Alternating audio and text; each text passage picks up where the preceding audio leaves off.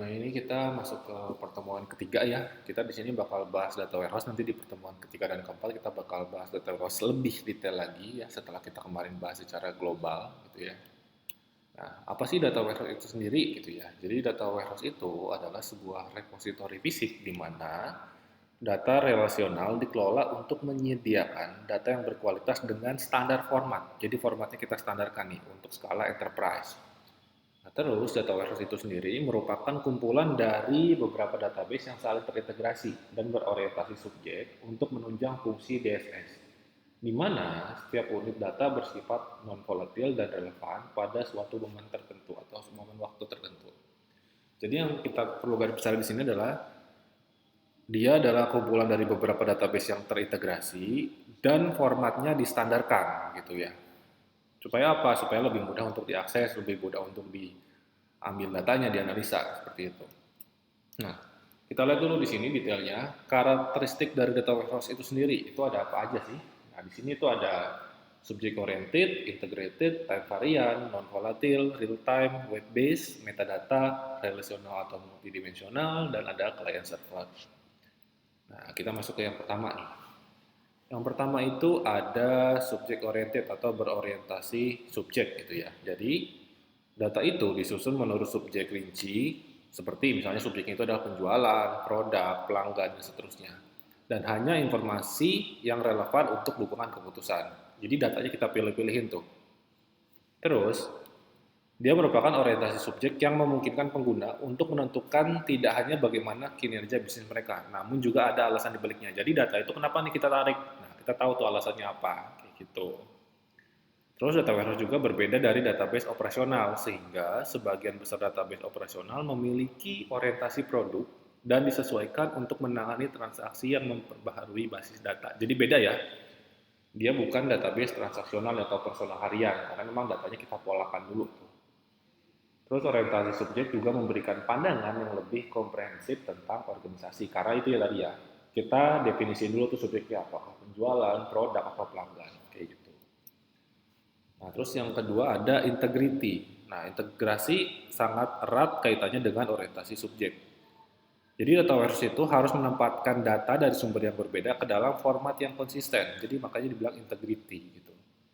Karena dari berbagai macam database ya kita harus polakan supaya dia formatnya konsisten, nggak beda-beda untuk satu jenis tipe data, misalnya katakanlah penjualan. Tapi sebenarnya penjualan kita dari beberapa database tuh. Nah, kita kan harus polakan supaya formatnya menjadi konsisten dan standar tadi.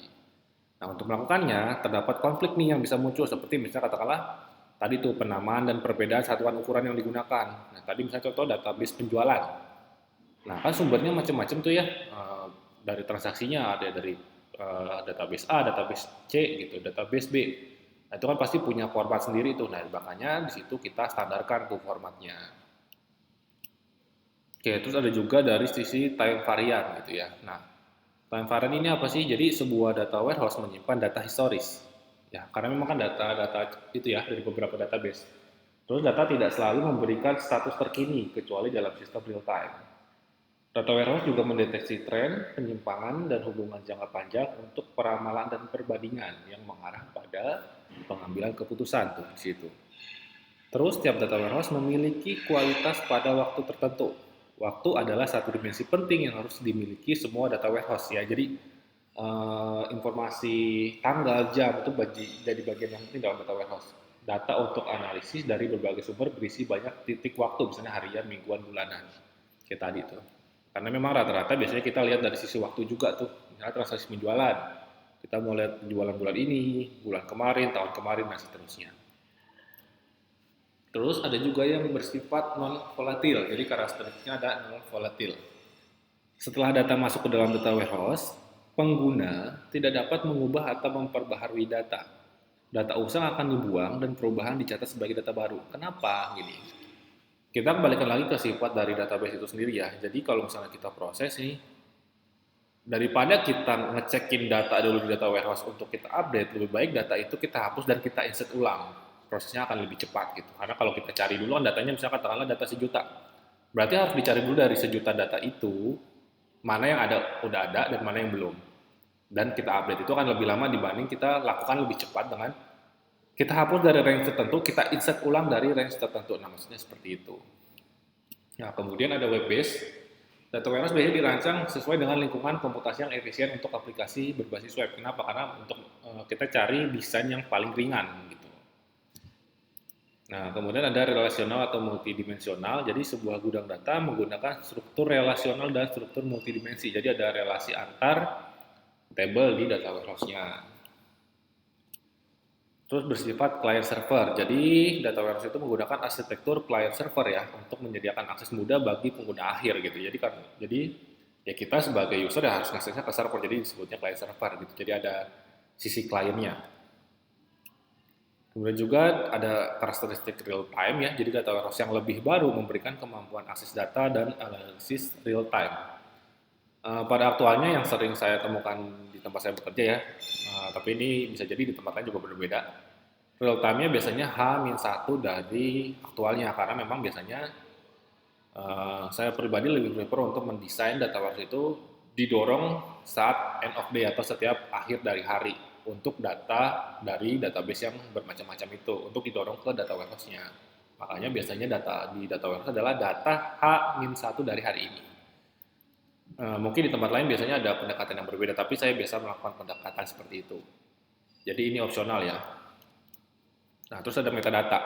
Yang namanya itu sebagai data warehouse ya berarti dia ada informasinya tuh data itu gitu. Oke.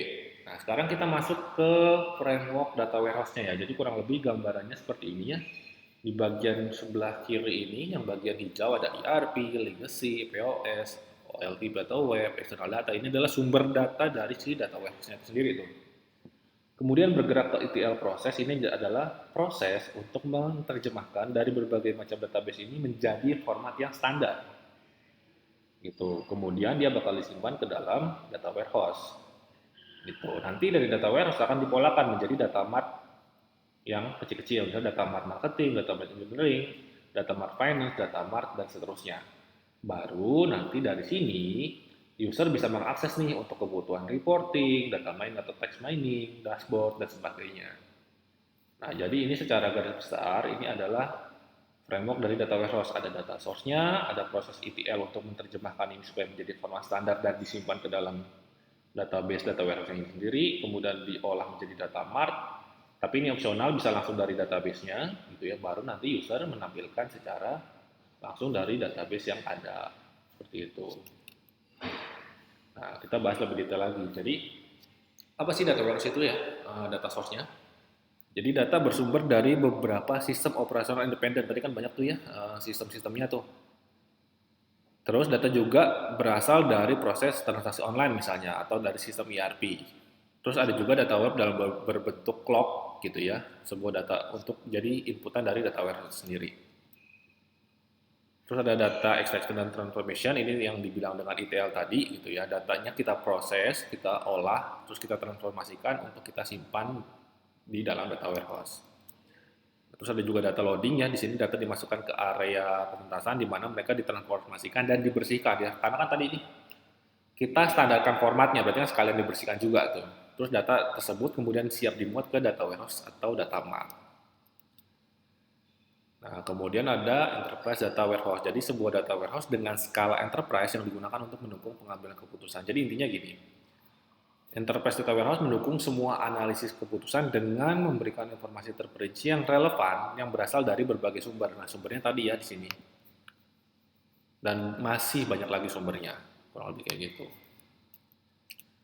Nah, kemudian juga ada tadi komponen data mart ya. Jadi ada dua jenis data mart. Yang pertama dependent data mart itu adalah subset atau turunan langsung dari data warehouse. Terus ada juga independent data mart. Jadi bisa ini data mart yang dibuat dengan skala lebih kecil untuk departemen tertentu, misalnya data mart HRD, data mart purchasing, data mart finance dan seterusnya. Nah, kemudian juga ada operasional data source, jadi sebuah tipe database yang biasanya digunakan sebagai penyimpanan sementara untuk data warehouse. Jadi biasanya kalau kita mau bikin data warehouse tuh ada database tengahnya tuh atau staging lah istilahnya kayak gitu. Baru nanti didorong ke dalam data warehouse-nya. Nah, terus ada juga metadata ya. Tadi metadata adalah bagian informasi dari datanya itu sendiri, mendeskripsikan konten dari data warehouse, membantu dalam mengkonversi data menjadi informasi atau pengetahuan. Nah, terus kita masuk lagi ke arsitektur data warehouse. Nanti kan kita bahas framework-nya ya. Kita bahas dulu deh ke framework-nya. Nah, framework-nya kurang lebih seperti ini. Saya ulangi lagi. Jadi ada sumber data, gampang gitu ya. Sumber datanya dari berbagai macam aplikasi atau file Excel misalnya kayak gitu, atau database intinya kayak gitu, diproses oleh ETL, kemudian disimpan ke dalam data warehouse. Nah, dari data warehouse ini bisa bentuknya berubah jadi data mart yang lebih kecil, itu hanya opsional tapi bisa juga, atau langsung user ngambil data dari data warehouse ini. Jadi urutannya data source diproses oleh ETL disimpan ke dalam data warehouse. Nah, dari data warehouse ini apakah mau diturunkan ke dalam bentuk data mart itu bebas. Nah, tapi begitu dia udah sampai data warehouse, user sudah bisa langsung mengaksesnya. Seperti itu. Jadi tergantung dari kebutuhan user seperti apa. Apakah cukup langsung ke data warehouse atau dia harus bentuk data mart dulu. Tapi intinya begitu sudah sampai data warehouse, user sudah boleh mengakses ke situ. Oke, sekarang kita lanjut ke arsitekturnya.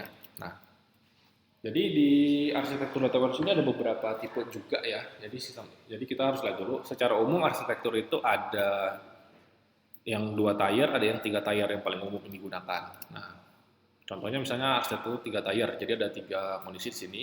Ada data acquisition software atau back end, terus ada data warehouse-nya, terus ada client atau usernya di sisi front end nih. Gitu. Nah, kurang lebih gambarannya seperti ini. Ini adalah tier 1, 2, 3, berarti arsitektur 3 tier ya. Tier pertama ini adalah sisi client nih, usernya nih, user yang menggunakan aplikasinya. Nah, terus di tier 2 ada application server, berarti ini ada client, ini ada server aplikasi, dan ini ada server database. Jadi aplikasi dan database dipisah. Itu maksudnya arsitektur 3 tier. Tier database, tier aplikasi, tier user. Kurang lebih kayak gitu.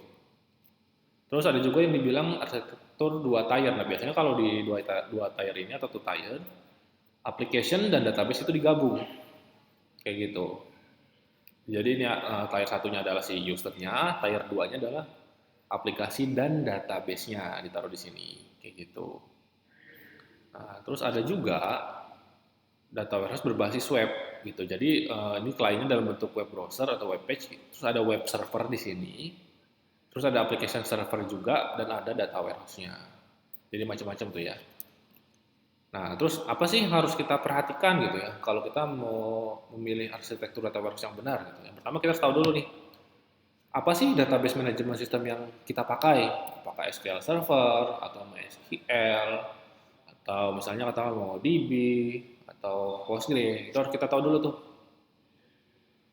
Nah, terus yang kedua, apakah parallel processing atau ada partisi yang digunakan? Nah, kita tahu juga apakah database itu ada proses yang berjalan di, misalnya katakanlah saat ada proses transaksional, database-nya ternyata ada proses juga, misalnya katakanlah dia mengenerate view atau mengenerate cubes, misalnya kayak gitu.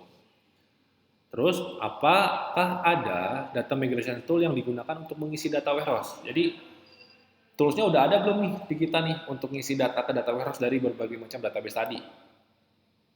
Kalau belum ada kan berarti kita harus buat dulu. Nah, contoh misalnya kayak gitu. Jadi kan otomatis arsitekturnya bakal berubah. Ada proses penambahan untuk pembuatan toolsnya.